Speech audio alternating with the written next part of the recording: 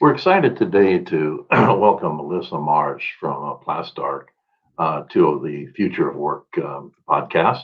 Melissa's an expert in workplace strategy, and she's been a leader in change management services, working with design, architecture, master planning projects all over the world. In Europe and the US, she's been in the forefront of delivering alternative workplace solutions and has led virtual teams throughout her entire career. She's contributed to CoreNet, WorkTech, spearheaded international learning and technology initiatives, lectured at UVA, Cornell, MIT, Sloan School of Management. Melissa, welcome, and thank you very much for joining us today. Thank you. I'm delighted to be here. So, before we jump in, can you tell us a little bit about PLASTARC? And I'm interested from all of the conversations we've had over the last couple of years as we've known each other. Do you really think the perfect workspace exists or can exist? Great, thank you. So PLASTARC is a social research and people analytics organization for architectural environments. I can unpack that for you a little bit. What it really means is that we bring the kind of people-based research and quantitative viewpoint on how people think and feel about things, how they experience things, that you might see more popularly in product design or maybe think of as something that's part of urban design thinking. It hasn't historically been part of architecture and the interior design scale to have real data, information, analytics about what that employee experience is within the physical environment. So our work is to bring that people experience together with the physical experience. I sometimes jokingly say we help buildings and people get along better together. And we really came to that through a variety of perspectives, from sustainable design to a real passion for the fact that architecture is different from, say, art by virtue of the fact that it is occupiable. And so I sometimes think of architecture as the art of occupancy. How can we really focus on what it's like to be in an environment? And then you asked, is there a perfect space? And I would say this is maybe like thinking, is there a perfect partner? Right? There's a lot of difference and a lot of nuance. But I think that really the perfect space comes from having an environment that one has an opportunity to connect with. I wouldn't quite say control, because that wouldn't work well with the partner analogy. But I certainly think that there may not be a perfect space for everyone collectively, but that there is certainly a perfect space for each of us. No, I think it's good to drill down to that, to our unique needs and our unique characteristics. And you've known me a bit. You know, I'm sort of a straight ahead businessman. So I'm going to ask a question a little bit about, how do you calculate the return on investment in the perfect workplace? What are the metrics that people use to say this is A is better than B, not just because it feels better, but what are the productivity metrics that come to play so that a business decision can be made based on those indicators? Yeah, so I think the first factor of that calculation is really around the fact that most organizations spend about 10x on their people that they might spend on either their space or their technology. And if we can leverage people, if we can leverage the space to improve the people experience, then that's really going to mean that it's a much better experience. And some of the ways that we might measure that are an engagement score, which is asking employees how engaged they are, how committed they are to their organization. It might be an attachment score, asking, really, what is that connectivity? What are the factors of that connectivity? One of the things that we see drives engagement is, do I have the sense that my employer cares for me? And by having a wonderful work environment, that can be a visual and experiential expression of care. We also see an example maybe coming from marketing and business, Net Promoter Score. would you recommend this workplace, or would you recommend this employer to another person in your position, or to another person with your talents, etc. So I really think of workplace as maybe two pieces. One, as a means of expression and accommodating people, that they have that feeling of stickiness with their organization. They want to be part of that organization. So it's both the expressive component, but it's also the functional component. Does the space allow people to do their best work? And by and large, when we're talking about knowledge workers, people bring that desire to do their best work to work every day. And so it's really about the organization making space to make that happen. And so that's why we think of being able to measure space based on its impact on a person. It's really, in many ways, you could say that we as people are the instrument by which we measure the efficacy of the space. Well, you know, it's interesting. We've been saying for the last several years, many years now, about 5 or 6 years, that there's no such thing as an occupier of space, that we are all travelers.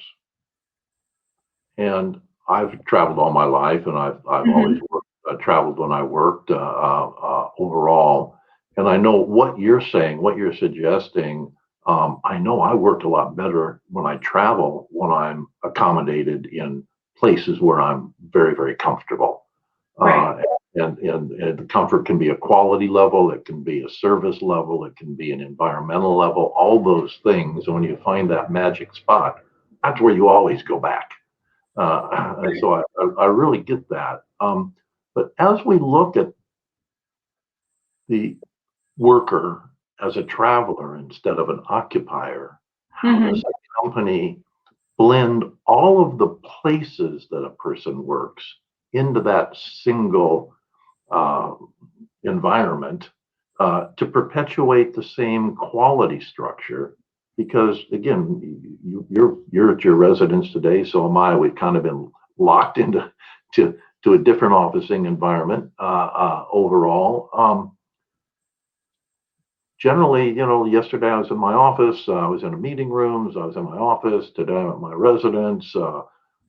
Monday I'll be possibly traveling to another office in another state. How do we get all these things to blend together for all of us? Because we really are travelers now. We're not sedentary occupiers. Yeah, so I think that's a great question, Frank. I'd start with the fact that PLASTARC has always been advocates for enabling people to work where, when, and how they want. You know that when people have freedom and discretion and control over that experience, they're able to put themselves in settings that are more productive for them. You might imagine, for example, that you know, one person may feel productive in an energetic and bustling cafe-style environment. Another person may feel much more comfortable in an environment like a library. You know, that kind of person that can hear a pin drop, or has a higher level of sensitivity. So I think it's important to recognize that people have different sensory experiences. And what might be comfortable for one might not be comfortable for another. And so in that, it's really valuable for us spatially to offer a variety of different settings or a variety of different experiences within a space. I think that's first and foremost on accomplishing this comfort for many. The next level of diversity, like you say, you know, you're kind of inspired by travel and having those different spaces that you can explore and find unto your own. And I think that's another aspect of having that physical environment that maybe is changeful over time or dynamic in different ways so that it appeals to different individuals. And then I think finally, it's about a greater intensity of experience. You're mentioning that workers may in the future be sort of passers-by in their physical environment. And in order to have kind of the social intensity or the connection to our organizations that we might previously have had by spending 5 days a week in an office, that experience needs to be maybe twice or 3 times as intense in order to capture that stickiness we talked about, or to have a similar amount of that brand intensity or social interaction intensity. So I think part of that means denser environments, environments where we're more likely to run into our colleagues or neighbors, or have more access to information through technology, et cetera. So I would say that we're looking at environments that maybe feel more intense. Not that that would mean not being a reflective environment or a relaxing environment, but less gray and less vanilla and more intentionality of space. So I would replace intense with energized. Okay. Yeah. And I get it. I agree with you completely. We need that variety, and it's kind of an interesting or a good segue over to work-life balance. And that leads over to things such as wellness overall. As we change the way we work, which is a permanent thing, everybody says, "Oh, we're going back to the new normal." Mm-hmm. If you're going back, it's not new, and if it's normal, it's not new. So basically, we're evolving what normal is. And I think we all have stepped forward in that regard. Mm-hmm. And a lot of it is work-life balance. And because a big percentage of people's times will be spent working from environments they create themselves, not that's created by their employer. Right. How do you manage that aspect of remote work, and how does an employer help to create work-life balance in the home office that ties directly back to the central office or a branch office? Work from home, work near home, work at the corporate headquarters. The combination of those three things. We know how to do it at the corporate headquarters. We know it has to happen there. Maybe.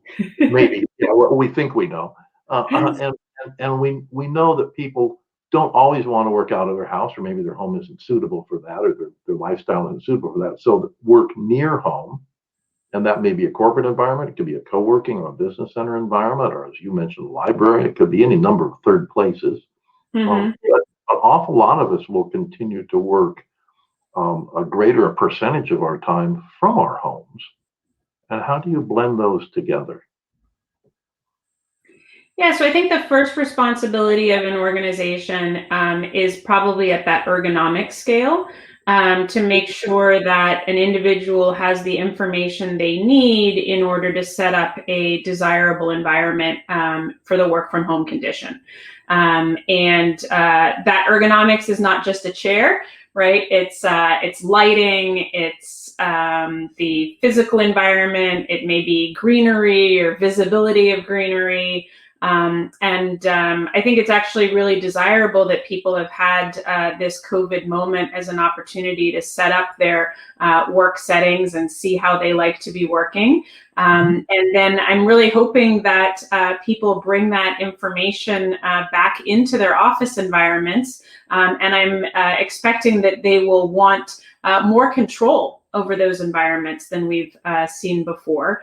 I think that that's an important aspect of that combination. And then you also mentioned third spaces or third settings. And I think that that's a matter of maybe unlearning some of the things that we've been taught by occupying corporate America for so long.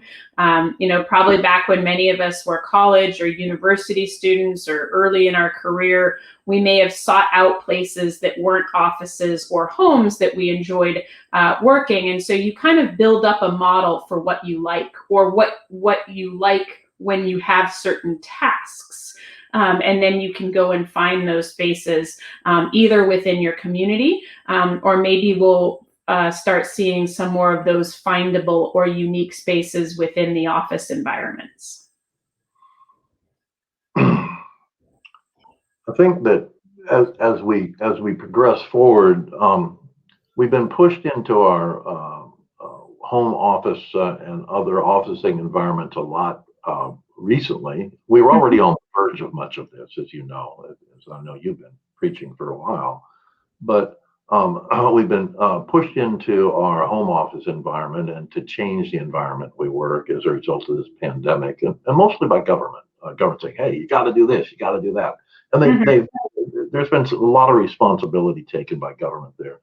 As government backs away from this, and as private industry, the private employers start making their own rules and say, well, is it you can work from home, or you must work from home, or you can work in this third environment, or you must work in, all of these changes are going to occur in policy, we'll call it human resource policy, and naturally design and space use will be impacted by it. Here's a question. What responsibility for the home office should the employer take? And should that responsibility include a stipend for offsetting costs? I know my electricity bill has doubled since I started working from home. Now my commuting cost of fuel to get back and forth to the office has been cut in half. So there's some offsets already going on there, the way if I calculate my home costs. But should corporations take responsibility to pay or to build out or to exteriorize or deal with those aspects of a home office? Or if a home office isn't suitable, what responsibility does a company have to provide a stipend, I guess I'll say, so that a third office, a third place, a work near home instead of from home environment can be created? What are the responsibilities? And if you are forced to work from home, what are some of the liabilities? Yeah, so I think that that's, again, an interesting question, and particularly it's something that organizations are struggling with at this moment in time. I think one of the biggest questions is around how are we intending to bring people back? What are the expectations when people return? Are we going to mandate it, or are we going to make it employer organizational choice? And I'm mostly seeing organizations seeking some sort of future hybrid, either which is driven by employees having choice, or some combination of corporate and management having choice. Maybe it might be something that is designed or determined on a team level or a team basis. So that kind of first question of sort of who comes back when, how, and why is what many organizations are thinking about, probably harder now than they ever imagined before. The other set of your questions is really what should be compensated, or what should be paid. And I'm going to say less of a should and more of a kind of what we've seen. It was interesting when we maybe were working in the early 2000s, we were seeing organizations that were using that stipend as an incentive, a reason to return, or a reason to take the package of having a home office might include having that stipend. There is a little bit of a complexity on that stipend. Is it taxable? Is it something that the employer plans to maintain ownership of? That can be complicated to have employer materials in an employee home. I think another level of complexity is maybe what is the sustainability impact of this? If I, as an employer, have thousands of desks in the office, I maybe am thinking, well, I could just send them off to the employee's site or location, only they're probably not going to fit. And who would want it in their environment? So I think it's going to take till we get to the next generation of furniture purchases and the next generation of technology purchases for organizations really to be thinking through this differently. As just a kind of benchmark or point of reference, you might estimate that at least in urban environments, an in-office accommodation cost for an employee could be roughly $12K a year or $1,000 a month per person. That's kind of comparable in an urban environment. You might see half that much, $500 a month, to the cost of a co-working membership. We are seeing organizations who are sponsoring that co-working membership as a way to have the spatial solution solved on their behalf. And then I think the last piece is maybe to reference when we began sort of a BYOD moment in technology, right? And so maybe if you wanted a clunky 20-pound Dell laptop that was 3 or 4 years old, your employer might pay for that. But if you wanted a new Mac Air, then you are going to have to buy that yourself, et cetera. So I really think that it's going to come down to a little bit of choice and discretion. Maybe where if an employee wants a particular product, that's something that they maybe have to top up a stipend of. But we're going to need employers to start being in a real estate position where they're actually saving money in order to have the resources to accommodate a stipend. So like I said, I think it's going to be a next generation of purchases at the corporate level till we really start seeing some different allocation of what's getting bought and by whom. No, I would agree that it's a evolutionary, not revolutionary process right now. But from the large corporations that we speak with, and I'm sure you hear the same or something somewhat similar, all of them are thinking of reducing the amount of permanent space they have, right. and reorganizing that space. And so if the number that I hear most consistently for an average company that's growing at about 10% a year, that at their next lease renewal cycle, they'll be reducing their space by about 25%. And as they do that, they not only reduce their cost of operating that space, but they also materially impact the debt side of their balance sheet. It's woohoo, we got rid of all that leasehold debt. That gives them a lot of extra capital with which to grow the business, improve their shareholder value, and also support initiatives such as this. So it's a matter of how quickly is that going to occur? Well, it occurs every day as leases renew. So right. We're seeing this process go on right now all over. It's not this is all going to happen in 3 years. It's going to happen every day, 0.1% of something. Right. And to kind of move a little bit geographically, do you see companies reestablishing their core business model for employment in an urban or a suburban, or how do you see the migration from the central business district that requires the worker to commute to that location? Let's take that as a perfect example. Yeah, you don't mind being in your nice office on Fifth Avenue, and you don't mind working from your home, but you'll be darned if you want to get on that stinky train again. Right. The time, the hassle, the stress, the environment that you're in, we're done with that.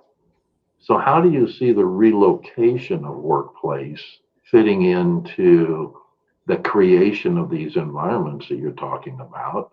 Or do you actually think that will occur at all? Yeah, so to comment on your first item, we were already, before COVID, seeing that many organizations were reducing square footage between moves. They were kind of calculating that real estate footprint reduction was going to pay for the move. It was going to pay for some of the investment in the relocation. That was already happening at a pretty steady clip for most organizations as a result of either moving from primarily office-based configuration to more of an open office configuration, or starting to develop activity-based working or flexible work models, or even already knowing that a portion of their employee base was working from home or other locations. So I might even go as far as considering that we could see double what you're anticipating as a post-COVID difference between kind of current lease obligation and future lease obligation on a per organization or per location basis. I think a lot of that will depend on the growth profile of the organization. Yes. I would agree with you. And I also agree that starting in about 2016, we started seeing pressure on the human resources side where human resources say, I can't hire anybody if I don't have a good flexible workplace plan. Right. And they spent 2 or 3 years trying to make perfect the enemy of good. Certainly. Amazing plans, none of which really mattered as soon as the COVID door opened and everybody got kicked right across that threshold. Right. All of a sudden, good was good enough, and then everybody said, "Hey, this works. Let's evolve based on what we've learned here." So it's actually, I think, as we look forward, very exciting times. So to answer your question more on location, we've always been advocates for sort of secondary and particularly tertiary cities, the kind of cities that maybe were very popular 100 or 150 years ago. They might have beautiful architecture. They might have some urban infrastructure, including public transportation, not just a busing system, but maybe a rail system, maybe something that needs to be improved and brought back to life. And, you know, we've talked for a long time about how millennials were having a different cadence of when they began having children and became in a larger family that might need more space. I think the number was something like boomers had their first kid at 26. 24, 25, 26. Gen X had their first kid at 28, 29 years old. Millennials were not having their first kid until 32, 34 on average. So what it meant was, you know, the statisticians were looking at millennials and saying it doesn't make sense that they haven't moved out of cities yet. And it was really because they were taking longer within their life patterns to establish families and maybe to have greater reason to move out of those urban environments that we all know that they've come to love in their younger years. I also think many of our cities had become completely unsustainable from a transportation perspective and from a cost of living perspective, and that needed to be addressed. And I think that thankfully, a lot of the telework that's been forced by COVID is going to be a great safety net or sort of stretch mechanism to make these physical environments more viable. You might now live much more happily in a metro area with a 1 or 2 hour commute if you're only having to do that commute 1 or 2 days a week. Mm-hmm. So I think it will both extend the edges of the suburbs in more sustainable ways. And I also think that there will be cities across the country in this sort of tertiary, formerly known as tertiary cities, that have a lot of the features and benefits of our classic urban environments, but with much lower costs of living. And those are now much more viable, both for individual employees or maybe even for co-working sites or outposts of our favorite companies. Well, you know, it's funny. We're both very linked to the world of flexible workplace, co-working, business centers, et cetera. And one of the current location mantras that we're hearing and we agree with and have heard for the last couple of years, and it relates to everything we're seeing today, and it relates especially to your cost of living issue in the city centers. Mm-hmm. That it's better to build on a bike path than a metro path. That the future of work that we're going to be addressing is going to become much more localized and less commuter driven on long distance commuting. And mm-hmm. if you say, well, they're still commuting, you work stretching things out a little bit, they're still commuting. Yeah, but 1 day a week. Right. Okay, so the difference in the commute experience, if everybody stopped commuting 1 day a week, just that, commuter experience of having 20% less ridership, less congestion, less crowd, hustle, bustle, everything makes the whole thing much more pleasant. Mm-hmm. And everybody's only commuting 2 days a week or 3 days a week. Well, Right. now it's actually you're not rubbing shoulders with people while you're sitting on the train, and you don't feel as pressured and all these things. So a lot of things will come about as a result of all of this that can still sustain the structure and yet make it much more pleasant for a work-life balance. I think that's true unless you get companies that say you have to be here on Tuesday, Wednesday, and Thursday, and not Monday and Friday, and that we make that 3-day experience from a density perspective as problematic as it was pre-COVID. So I think that works if employers really offer flexibility or dynamic scheduling, something that can be easily accomplished with technology. It doesn't have to be chaotic to be dynamic, but we need some smarter thinking and some more creative sort of intellectual investment there to avoid going back to kind of a shorter version of the previous. Yeah, I think, and none of us know for sure, but that companies will be driven by their people that they hire in the future. Instead of having a top-down driver from a human resources department, I think we're going to see much more of a bottom-up driver through the human resources Certainly. Yep. into policy making, such as you're considering there. At least I hope that's the way it is, and we won't know for sure. And there'll always be outriders and anomalies, but I hope that becomes the major trend. Yeah, and I would say that's a big piece of PLASTARC's work, because a lot of organizations want to engage employees, want to do things with an employee-centric perspective, but maybe don't know how, or maybe they collect that data and information, they don't know what to do about it. So kind of both getting that data and then turning it into policies and design solutions is really front and center of what we do. Yeah, we are very data-centric ourselves, and one of our internal mantras is get the data. Data becomes information, which you can turn into knowledge, which creates action. Mm-hmm. So unless you have the data and go through all those steps, it's very hard. But if you do go through those steps, then you can really find solutions much more easily. And a company like PLASTARC helps at each one of those phases. If you're going to leave everybody, we're running out of time here. If you're going to leave everybody with one amazing single thought that says, you know what, the most important thing in the future of work that PLASTARC believes is going to be a driver or provide a return to everybody, what would it be? So I think that what we've learned in this unique moment in time is around experimentation, testing. Every organization, every individual jumped into a new way of working that they maybe hadn't imagined was possible before or hadn't considered.